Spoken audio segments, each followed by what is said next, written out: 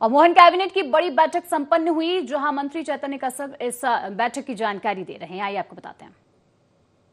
सारे मंत्री मिलकर के प्रदेश में माहौल बनाए जो कल हमारे देश के प्रधानमंत्री नरेंद्र मोदी जी के द्वारा अगली चुनौतियों के बारे में चर्चा की गई। जो वैश्विक परिस्थितियां बन रही है, उन परिस्थितियों में जो प्रधानमंत्री जी के द्वारा एक जनता का आह्वान किया गया है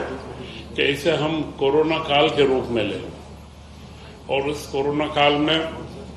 जो हम लोगों ने आपसी सहयोग से देश की अर्थव्यवस्था को बराबर चलाने में सहयोग करा था, वही भाव अभी रहे। उसमें सबसे महत्वपूर्ण था कि हम लोग यात्रा के अंदर मेट्रो, ट्रेन, बसें, अन्य पब्लिक व्हीकल को उपयोग करना चालू करें, वर्क फ्रॉम होम करें। वर्क फ्रॉम होम के माध्यम से जितना बढ़ता है तो पेट्रोल का खर्च उतना हमारा कम होगा। दूसरा, उन्होंने मध्यम वर्गीय व उच्च वर्गीय परिवारों से आह्वान भी करा है कि वे कई विवाह के कार्यक्रम विदेशों में जाकर के करते हैं, उन्हें अपने देश में ही करें। उसी के साथ में विदेश यात्राएं इस बार थोड़ा सा अपने आप को रोकें और भारत के ही, क्योंकि भारत में भी कई दर्शनीय स्थल हैं जिससे हमारे देश का रोजगार भी बढ़ता है, जीडीपी भी बढ़ता है। तो अपने साल भर के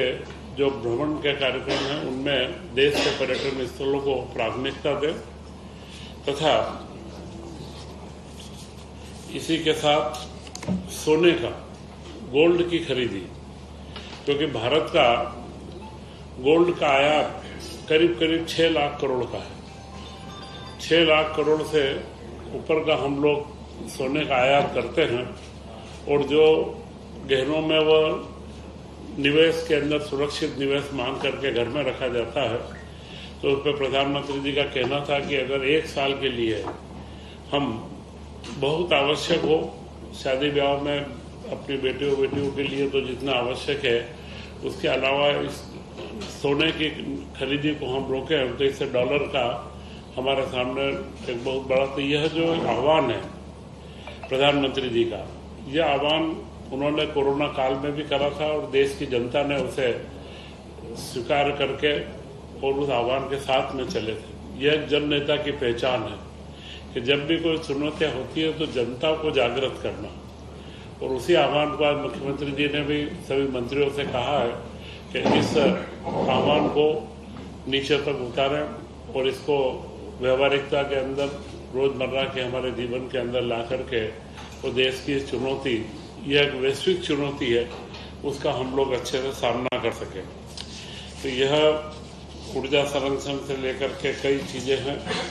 इसके अंदर हम लोग आगे बढ़ेंगे। और एक महत्वपूर्ण उन्होंने कहा था खाने की तेल,